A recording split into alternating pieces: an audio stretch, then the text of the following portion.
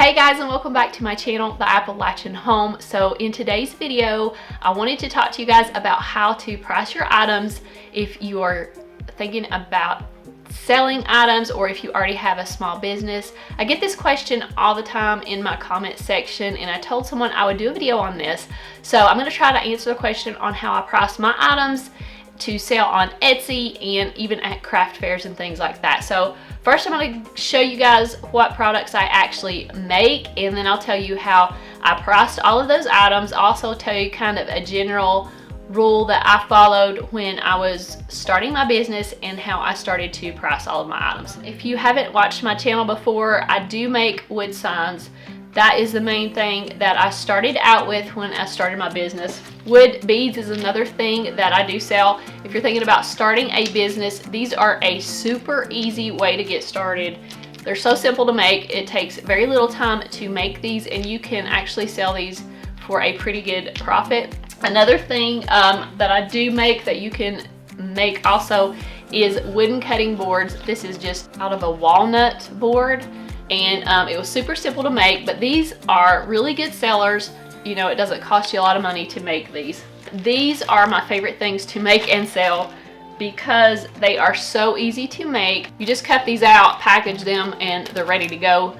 These probably have the highest profit margin of anything I make. You know, you don't charge a lot for a small decal, but for like some of these larger ones, like this laundry decal, you can make a pretty good profit off of those larger decals.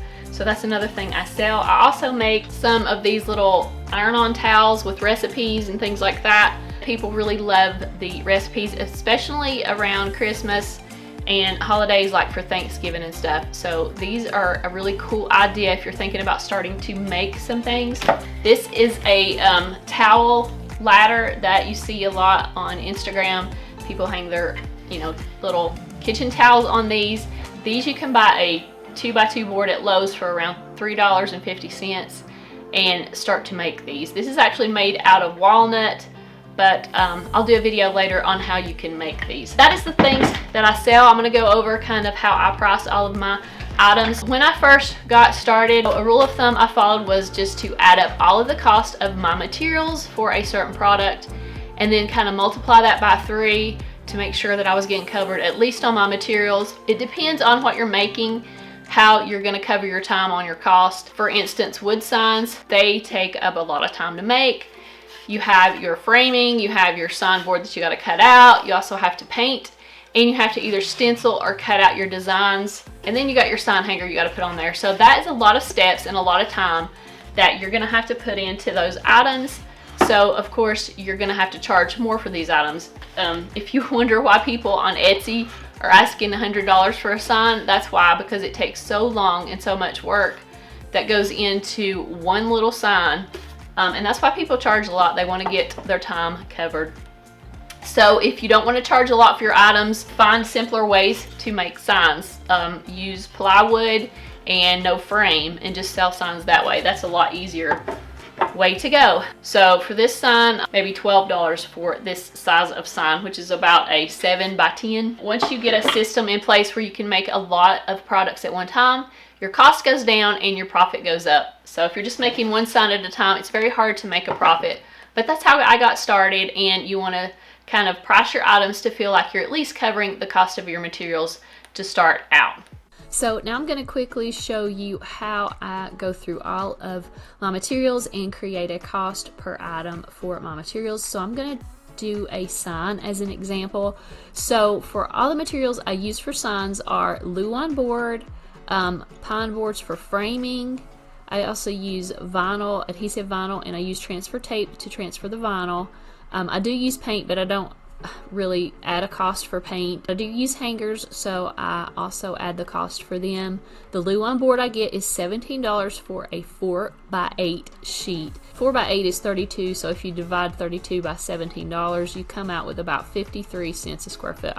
The framing, I buy a 1 inch by 8 inch by 10 foot long piece of pine board that is about $20 at Lowe's, and that comes out to 6.67 square feet. So I've purchased 6.67 square feet in a 1x8 by 10 board. That board is $20. So divide 20 by 6.67 and you come out to about $3 per square foot for my frames. Vinyl, I get vinyl from Amazon. I get about 12 by 25 foot rolls for around $20. That's including tax and everything. That comes out to about 81 cents per square foot. Material cost. And then the transfer tape that I always use with my vinyl, I throw that in there. A 12-inch by 100-foot roll from US Cutter is about $25 with shipping and tax, and that comes out to about 25 cents per square foot. So I'll just add those together, and for vinyl and transfer tape, I'm using about $1.06 per square foot for my material cost. Hangers, I buy those 120 pieces for about $9, including the tax, so they come out to about 0.08, which is 8 cents each. Now when I go to figure a sign, if I'm going to build a sign that is 12 inches by 24 inches, I know that is a 1 foot by 2 foot sign board that I'm going to need, and that would be $1.06 for that size sign for the Luan board. Now the frames, I have 2 frames for the left and right that are 12 inches by 1.5 inches. 12 inches is 1 foot and 1.5 inches is 0.125 feet. I have 2 of those, so I'm going to times the 1 by 0.125 and then multiply by 2 to get 0.25 square feet for the 2 left and right frame pieces. I'm going to do the same for the top and bottom, which are 24 inches. Then I just add those up, so I have a total of 0.75 square feet in board for my frames, and I times that out by 3. And that gives me $2.25 for my frame cost, and that's just material cost. Now I'm going to add up my vinyl and transfer. I'm using 2 square feet. I'm not taking out for any extras or scraps. So 2 square feet times $1.06 that we calculate up here is $2.12. And then I'm adding in my hangers, 8 cents a piece. So after adding up all the cost, I have $5.59 of material cost in a 12-inch by 24-inch sign.